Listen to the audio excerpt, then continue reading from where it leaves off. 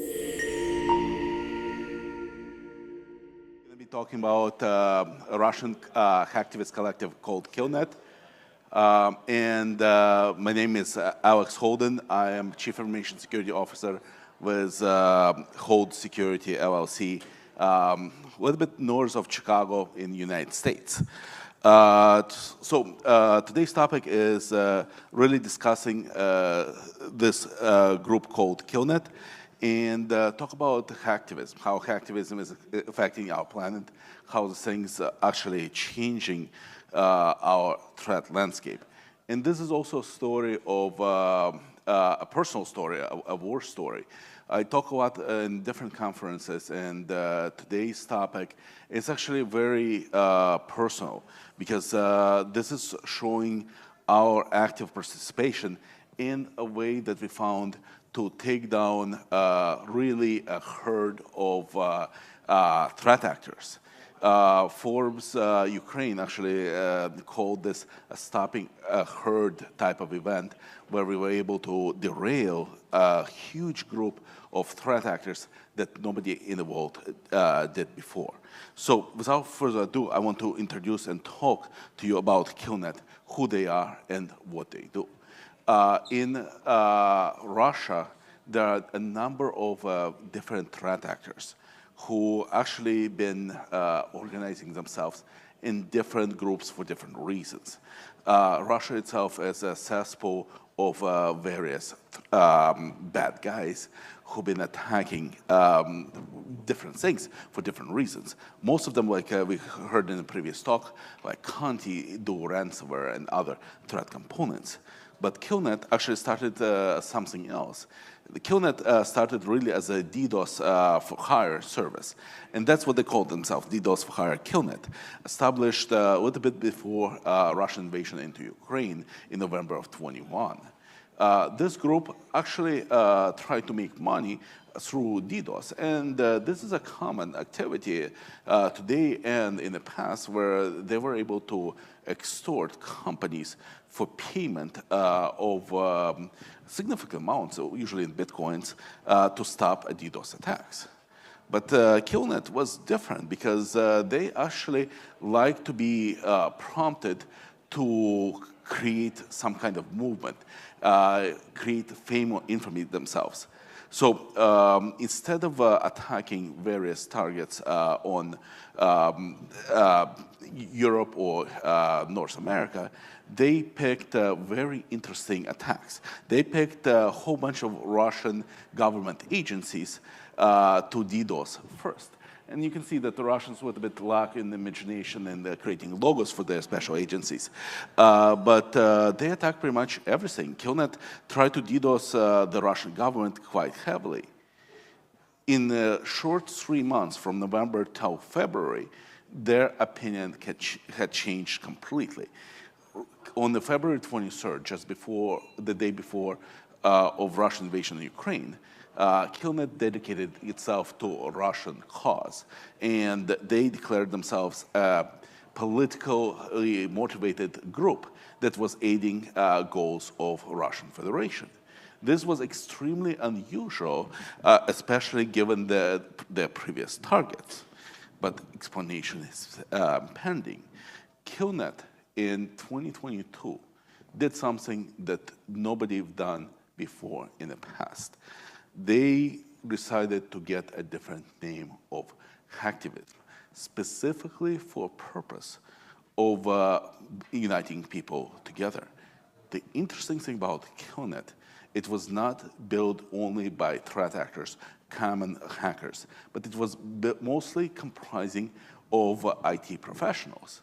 Killnet at its height had more than 100,000 individuals. Imagine 100,000 individuals joining this movement and hacking, creating DDoS or other attacks in the name of Russian Federation.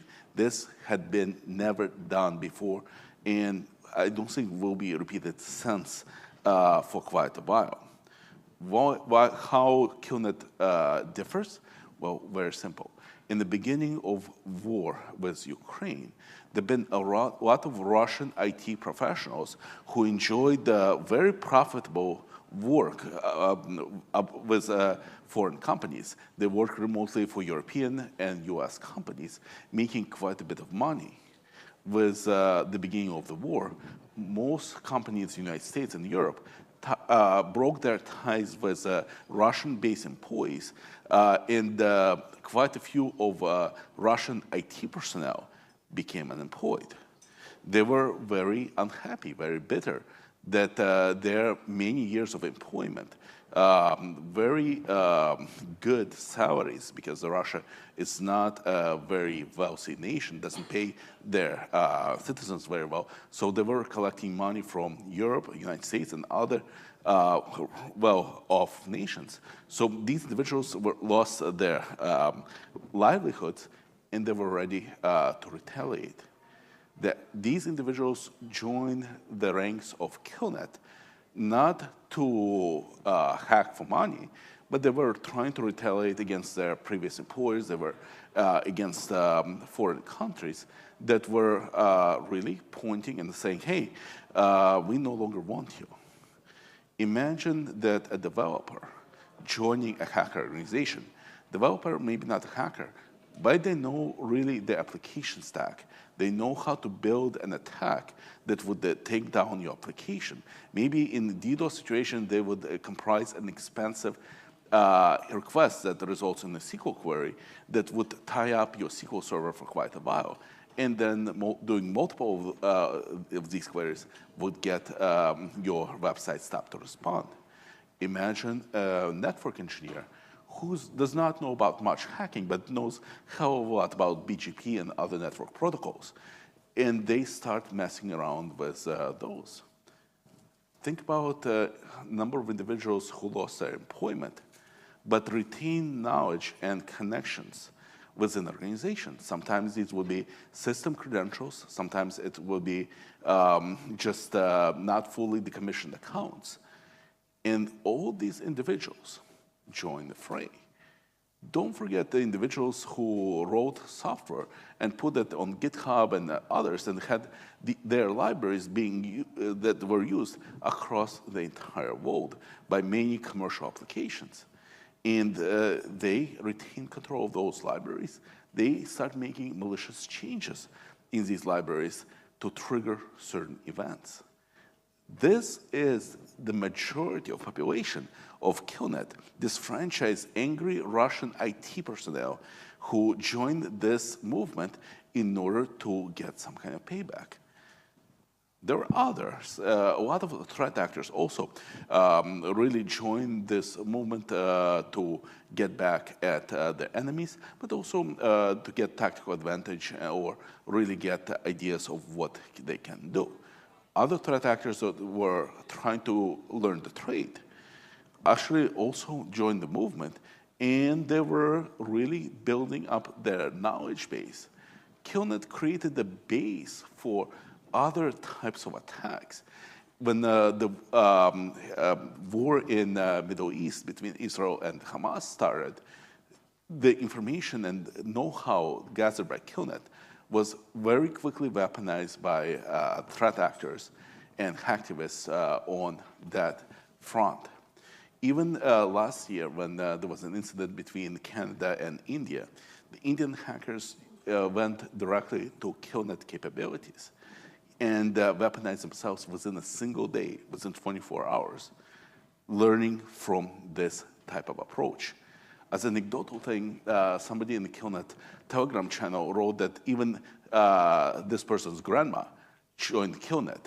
She was sitting on her computer a good portion of the day, clicking on the reload button on her Edge browser, trying to take down that site that was listed in the chat.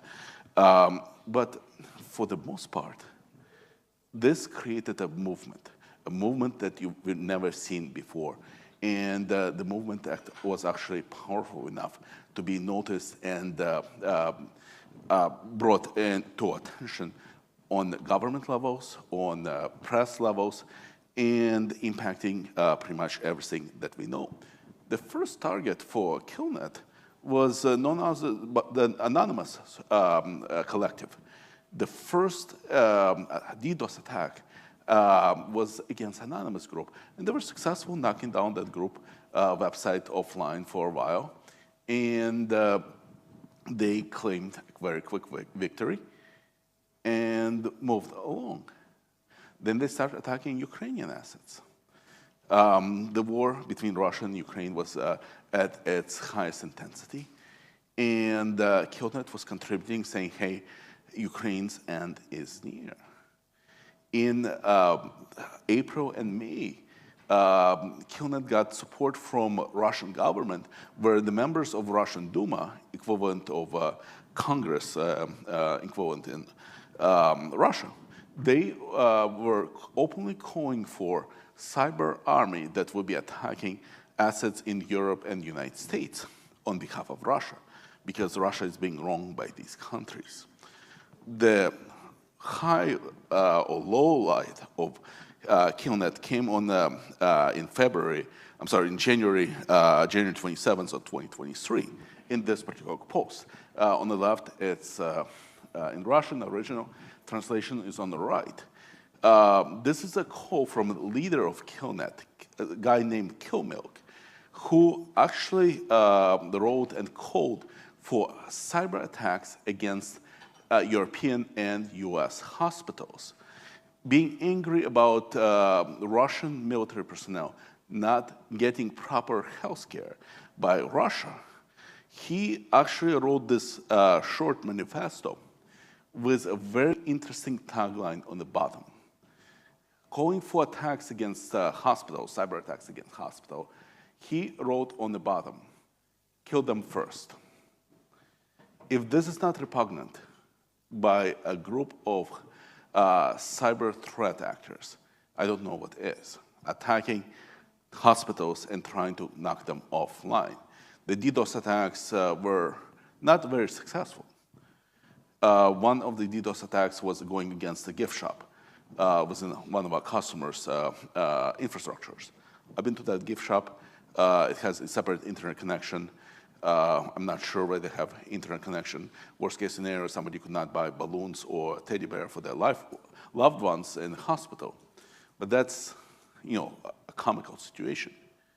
Some rural hospitals that did not have a lot of internet bandwidth actually experienced outages with their phone systems, with their communications, with their ability to exchange data on patients. This is extremely critical. KillNet Collective didn't stop at that. They heavily targeted organizations like Lockheed Martin and Boeing, and blaming them that they are greatly aiding Ukraine in the war. KillNet actually called for bounties to go after employees in these two companies, suggesting that the employee who would betray the company would get paid, and those that would not participate, would not give up, would not quit, would be targeted, and their family would be targeted. Members of Lockheed Martin executive group were photoshopped inside of caskets, saying that this will happen to you. This is a group that showed its true face. It's mostly propaganda, because DDoS attacks were not very successful, and the intelligence gathered from other assets were quickly given to Russian government operatives for other purposes. DDoS attacks were really about knocking down main site offline. So they would go to www.boeing.com and do DDoS attack until their up-down meters will show the site is down. And I don't think Boeing lost a lot of customers over this. I don't think people go to Boeing.com to buy a plane. But from that perspective, they still were effective as a propaganda machine. So let me tell you a little bit more about the leader of this group, the guy called Killmilk. Killmilk is a very interesting individual. We're going to talk about him as a bad guy in our story.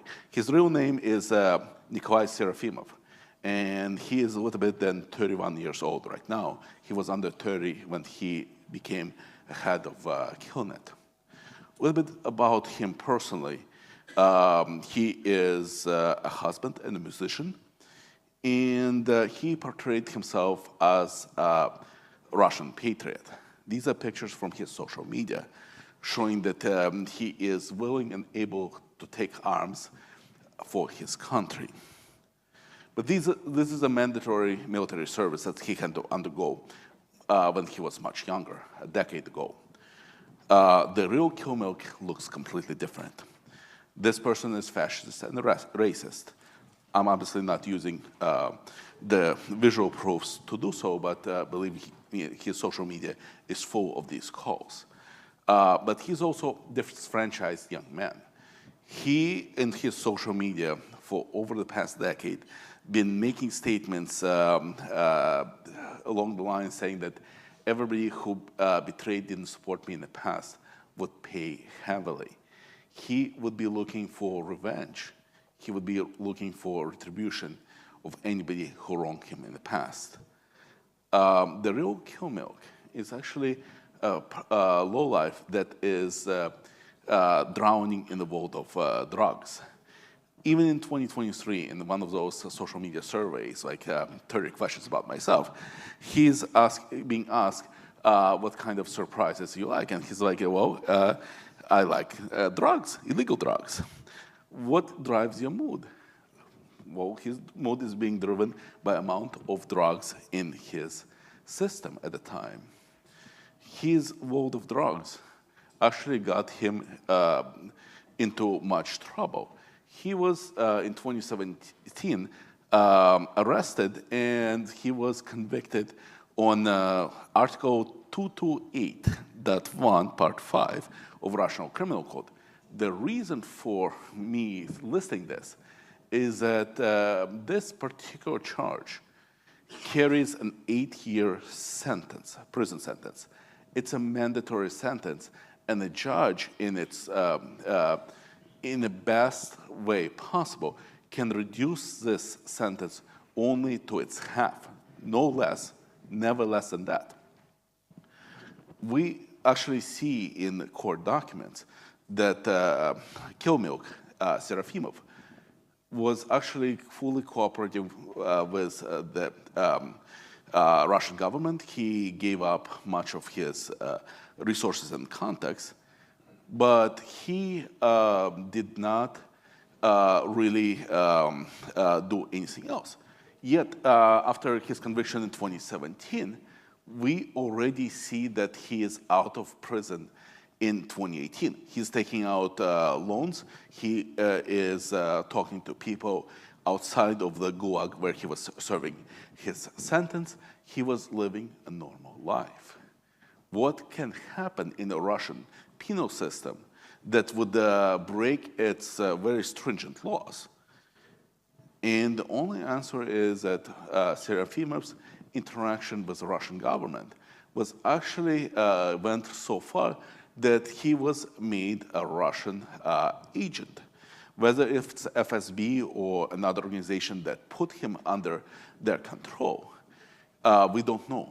But we definitely know that this is a highly abnormal event for a criminal to get out of prison for no apparent reason for serving a very lengthy sentence. 2 years later, Serafimov starts talking about cybersecurity, cyber crimes, and in November of 21, he actually launches KillNet. KillNet is successful. KillNet is big. The Russian government actually hails KillNet, and Kill Milk is a national hero. He actually sports a number of very expensive cars with KillNet signatures. KillNet merchandise is selling in Russia. And in the United States, around the world, we are seeing that KillNet is actually gaining grounds. In pivotal moment comes in October of 2022. Kill Milk, at the top of his game, so to speak, gives an interview to a Russian publication called Arte, Russian television.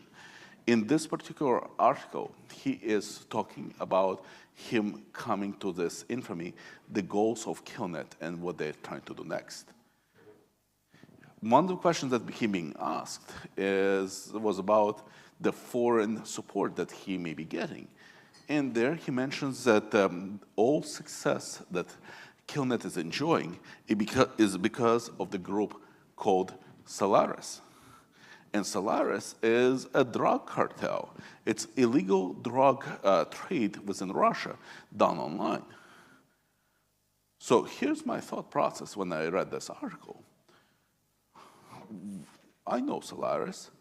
I don't know Killmilk. But if Killmilk says that the entire success of Killnet is within Solaris, then if Solaris ceased to exist, maybe Killnet will stop existing as well, because that's their base. So we at Holden Security go on a very interesting and abnormal journey. But before I tell you about the journey, I'm going to do a belated introduction. I'm going to tell you a little bit about myself and why I'm talking about this over here. I think I'm setting a record by introducing myself in the middle of a talk. So my name is Alex. Hi. I was born in Ukraine. My family immigrated to the United States in 1989. So, I lived in former Soviet Union, really, and as a kid, I was moved to the United States, lived in a city called Milwaukee, which is an hour north of Chicago. In my entire career, I worked in IT and cybersecurity. I also do something called threat intelligence, cyber threat intelligence. So run an organization called Holden Security, and we find very interesting, very unusual things. One of the highlights of my resume is this. I'm making Putin mad since 2014. Thank you. This is a New York Times article in 2014, and Philadelphia Inquirer article afterwards. After this article in New York Times, Putin put me personally on his sanctions list. As my response to him, I put him on my sanctions list. He's not allowed in my house. He can stay in my garage, down the driveway, but not allowed in the house. I don't really know what this really means because I got a call saying, "Hey, don't go to Russia." Like, okay, I'm not planning. I'm from Ukraine, but this is kind of what we drive, and not only targeting Russia, but really targeting cyber criminals. Going back to the story, Solaris. What is Solaris? Solaris is illegal drug trade online that was incredibly successful and very well known. Why a threat intelligence organization knows so much about drug trade, illegal drug trade in Russia? Well, we don't really work with drug enforcement groups, but here's an interesting thing. A lot of cyber criminals are drug users, and drug users tend to buy their drugs not very far from their home. So, so we monitor illegal drug platforms because cyber criminals use the same nicknames on those platforms. They chat, they make friends and stuff like that, and they buy drugs. And we can see where they buy drugs, so we can actually triangulate their homes, their locations, and this works really well. So we devise a plan that spans over a year to take down Killnet. I'm going to tell you the final punchline. We are successful. But the first step, what we do, we decide to take down Solaris. And we do this big time. We make a big splash on the pages of Forbes.com. We infiltrate Solaris infrastructure. And we institute a setting in which Solaris customers and drug dealers themselves actually transfer the payments not to each other, but to a Ukrainian charity that aided elderly people in time of war. So we do something good with this, but this was just the first step. So what is really Solaris? What is it behind the scenes? First of all, it's been established in 2017 by a guy named Zanzi, and there is a Russian ramp dark web forum where Zanzi hangs out. He built a whole bunch of illegal drug trade sites. But Solaris seems to be the most prominent surviving one at the time. At the time, in 2022, Solaris operated about 1,000 shops. So individuals, drug dealers, were building their shops on their platform, selling illegal drugs all over Russia. And the daily volume was about 4 Bitcoins. Not a small drug trade for Russians, and this was a take-home thing. What confused us a lot from a statement of Kill Milk was that he was thanking his foreign supporters. But I know for sure that we are actually tracking the guy named Zanzi by his phone, and his locations are all over Moscow. So he is traveling around, he is there, but he is definitely not a foreign entity, and Solaris is a local group. So from that perspective, we go inside of Solaris infrastructure, and we divert money to Ukrainian charity. Forbes writes about it and creates a huge splash. We do threat intelligence, and this was one and only offensive cyber operation that we took. But we also thought who would aid or who would oppose us? Russians? Yeah, they would.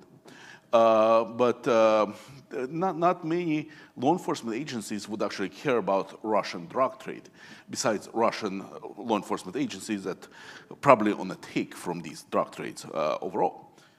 So we do this, we divert money, and Solaris responds, breach? No breach. Like, somebody got in, it's some kind of Ukrainian activist, so they did nothing. Solaris goes offline for about 26 hours. And when they come back, they say nothing bad had happened. Everything is back to normal. We fix the issue. We fix everything. These darn Ukrainians did not get anywhere, so everything is secure. So we go on the GitLab server to see what they changed, because they obviously didn't have a breach, and we obviously don't have access to the GitLab server. So they did change their Bitcoin wallet. They changed a copyright date on the site, and they changed a little bit of cosmetics. And they're telling their users that everything is safe. So they lost some money. They would recover that money, not a big deal. So we're trying to make a bigger splash. We actually show them that we have full access. And how do we get full access? How does the threat intelligence group do that? We dwell on the dark web, we talk to the bad guys, and we build our reputation.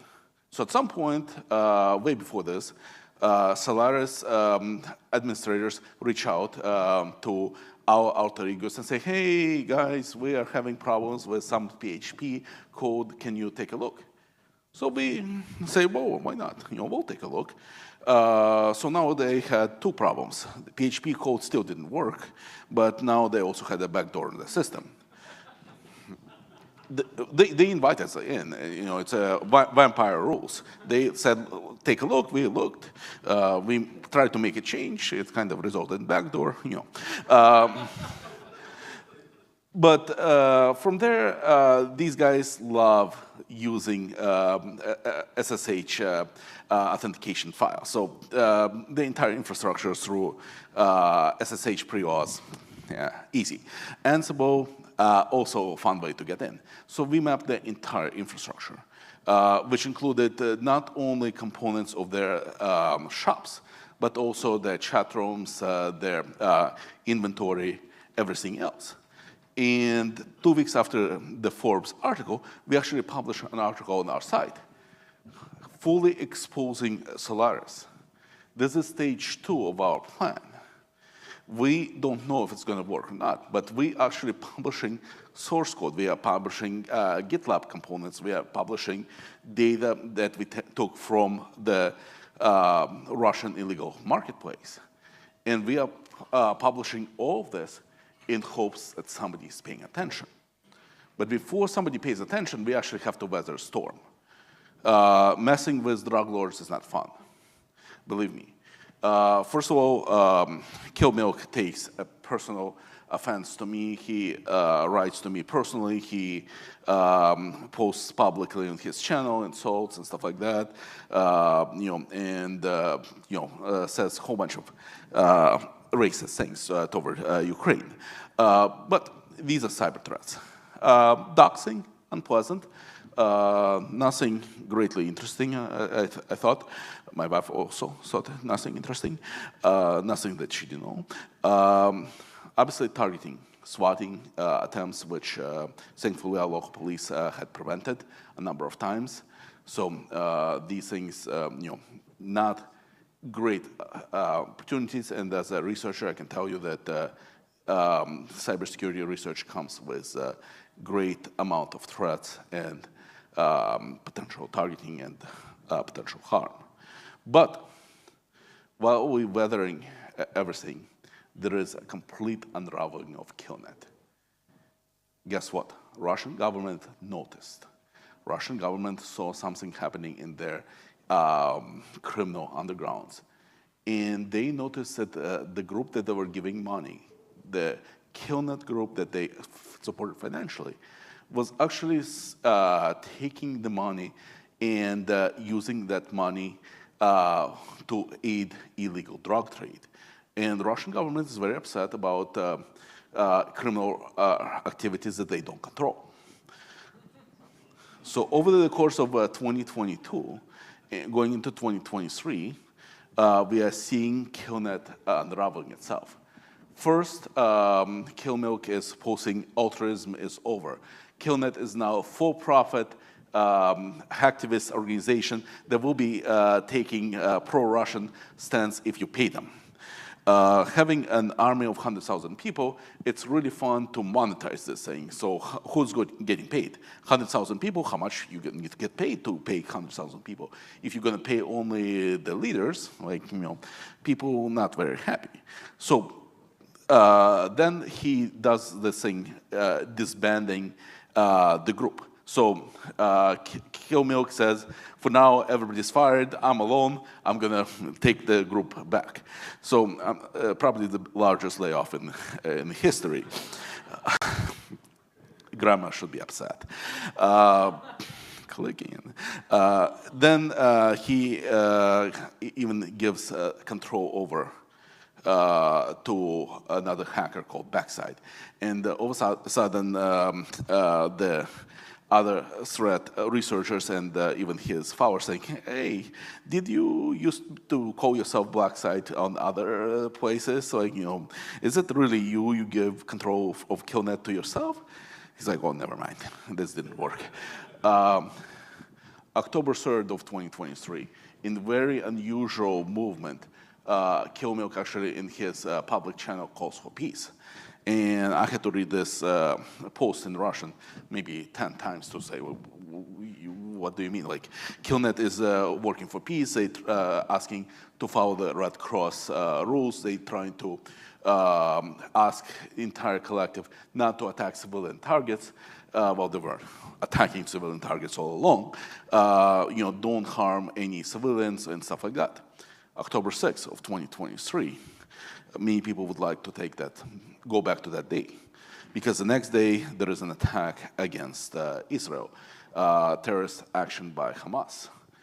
And Kill Milk is not erasing the previous statement, but posts a new one and calling for actions and attacks against Israel. So back to war, back to military actions. By the end of 2023, Killnet is done. Killnet 2024, you would not recognize it. You would not recognize it at all. Killnet channel via Killnet was sold by Kill Milk to a group called the Anan Club. The Anan Club actually takes ownership, paying around $10,000 US for the channel and the control of the channel.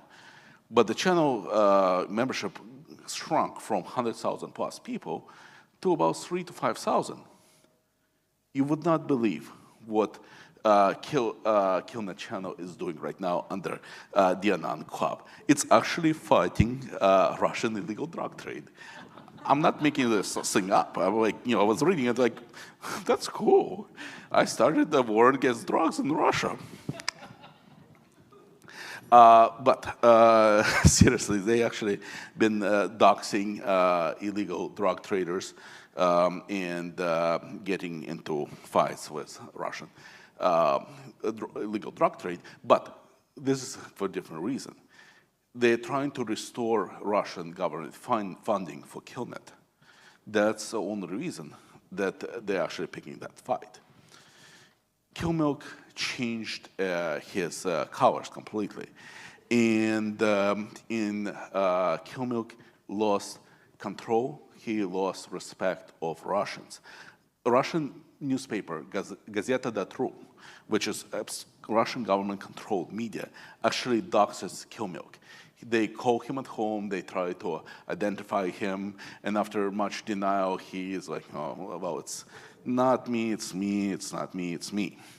2023, after being identified as a person behind Killnet and as his connection with illegal drug trade, Killmilk starts losing funding. He overspent by much while being on the Russian government payroll and collecting all the money for his collective. So he lost lots and lots of money. We actually seeing him pawning all his cars, 4 vehicles, and taking out loans from them. His wife taking mini loans popular in Russia for $50 to $100 to pay for her nails and a whole bunch of other things, just showing that they don't have much of financial prosperity. Killmilk is running between different groups and doing different things. He is actually joining different projects, and he is asking for different assistance. He's looking for different ways to make himself popular. If you want to talk to him today, if you go and find him on the Telegram, he most likely will try to sell you a School of Dark Net training course in Russian. And it can cost you between 290 to 29,000 US dollars. Don't pay that. I read the reviews. Reviews are not great.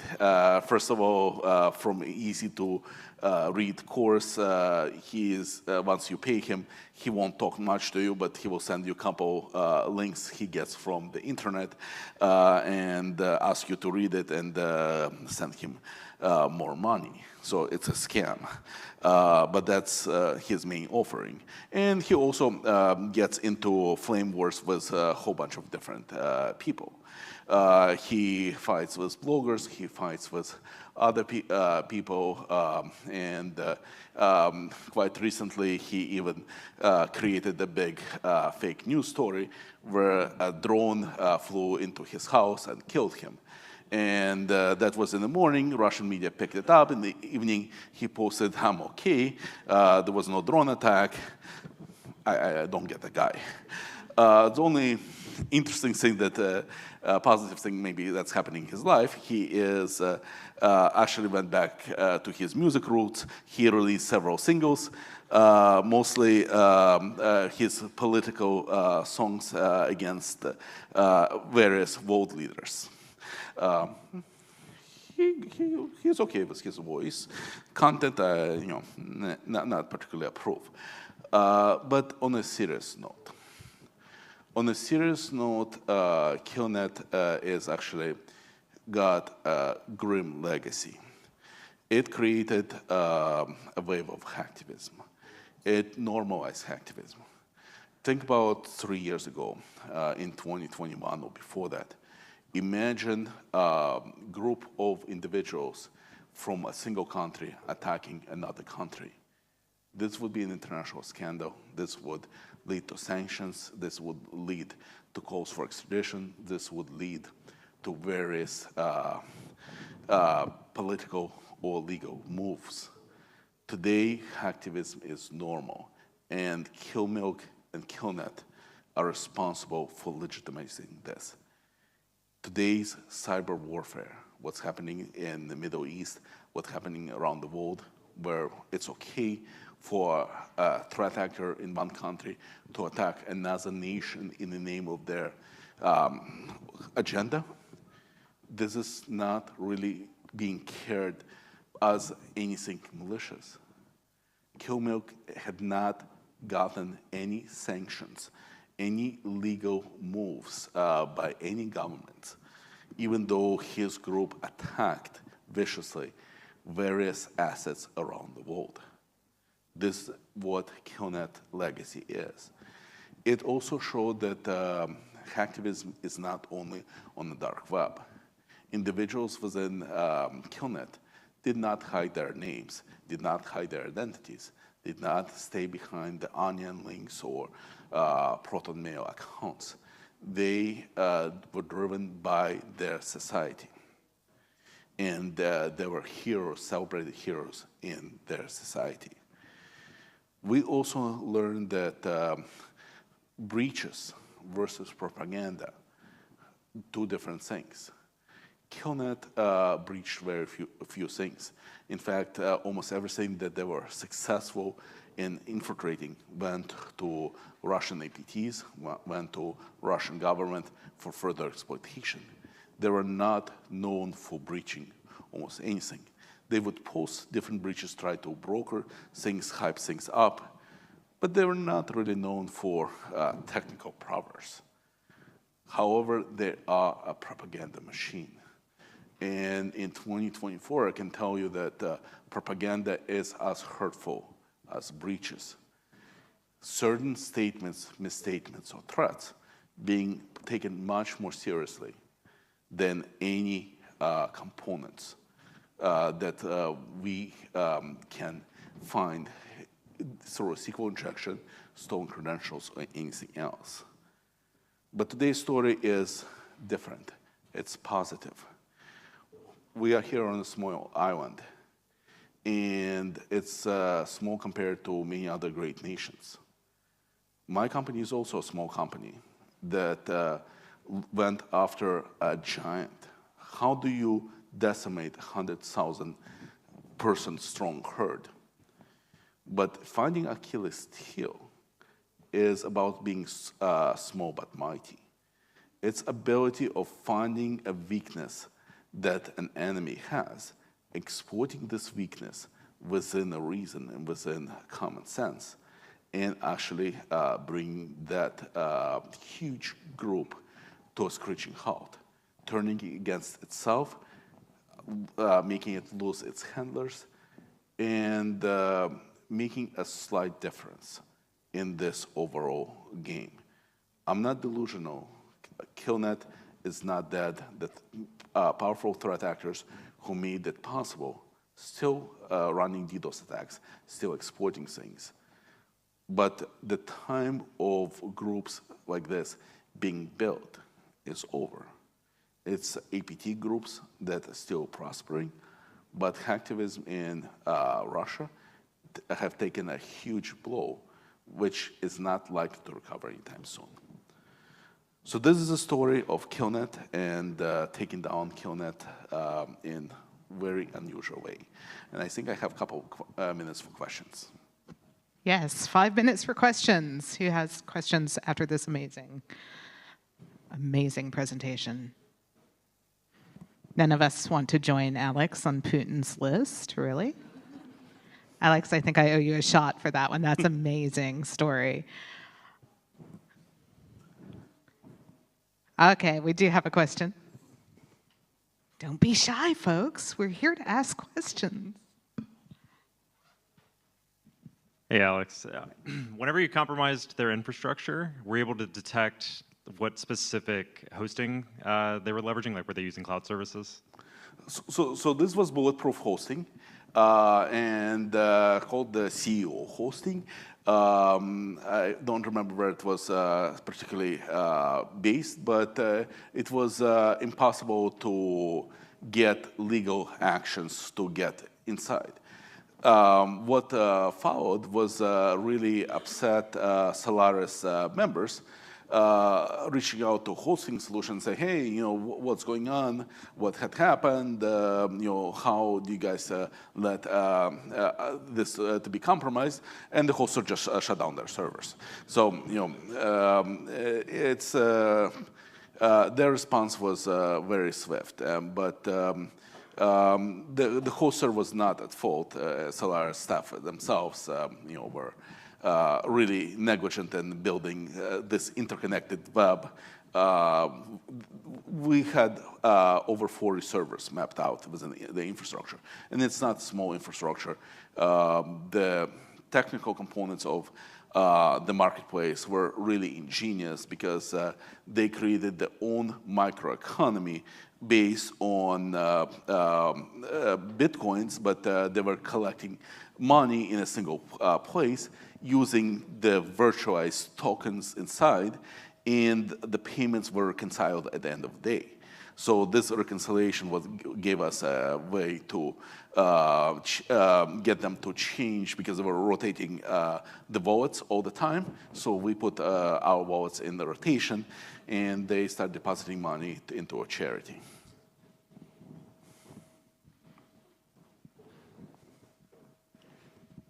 This was a great presentation. I'm not a technical person, but I absolutely love this. So I imagine that Solaris was kind of like, they're not going to call law enforcement to say, hey, somebody's, preventing us from selling illicit drugs. So, but did law enforcement ever get involved from you on your end for what you were doing, or was it because you were donating to charity that law enforcement was like, hey, there's really not a crime here? So basically, we consulted our legal team, and legal team said, Russians won't be happy. So if you go to Russia, you may face certain things. But all we're doing, we are letting them substitute the votes. They need to be reviewing this, and they did deposit themselves. So we really did not take the money and moved it. The second component is that this is really no man's land. We, under US and European jurisdiction, we are not allowed to make these changes. But when we went to law enforcement, they said, well, it's Russian illegal drug trade.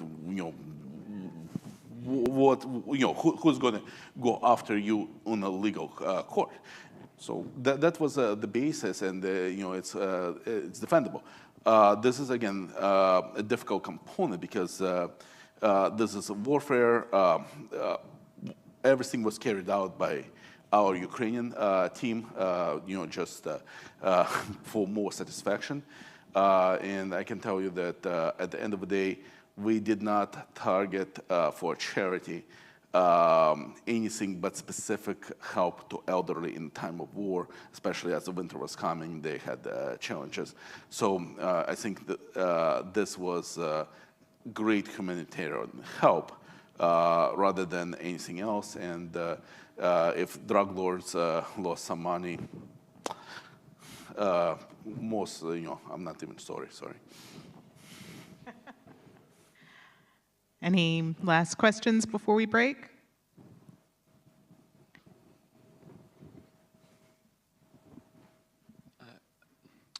I guess a quick thing is, I noticed you speaking about their efforts to dox you, threaten you, and all sorts of things that they pretty much threatened you with, really. But is there anything you can kind of recommend, or any measures that you would recommend people take in order to protect themselves, their identities, and the people around them? Don't use your name. Realistically, this was the first time we did something publicly. Many cases we expose groups, but we don't name names. In this particular case, we went directly against the people who need to know who we were. Because if it was just an anonymous group, it would be swept under the rug. The goal was to get Russian government to pay attention. And if we went small, there would be no movement. But I think the safety is a paramount component.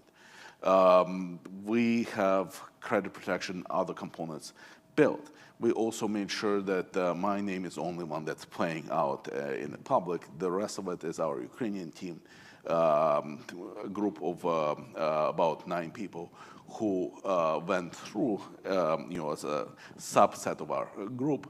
And it's a great thing for them because I think our cyber threat is much lesser than the folks in Ukraine who actually pick up arms and defend their country. So on the one side, it's careless and stupid, but I think that, as a person from Ukraine, it's also a little bit of contribution to the war without, taking arms, but also helping the country because the folks on the front lines in the war, much more in harm's way than any of us. Okay, I'm going to squeeze one last question in before I let folks out of the room. Alex, that was amazing. I got into cybersecurity accidentally. I was on the IT team for a little company called FireEye that had just purchased another little company called Mandiant. When you talk about a Telegram group with 100,000 users, that's some pretty strong community engagement. Can you say, and you don't have to, obviously, are you tracking any splinter groups from maybe some of the moderators who are really strong community engagers there? Absolutely. So this really splintered the groups.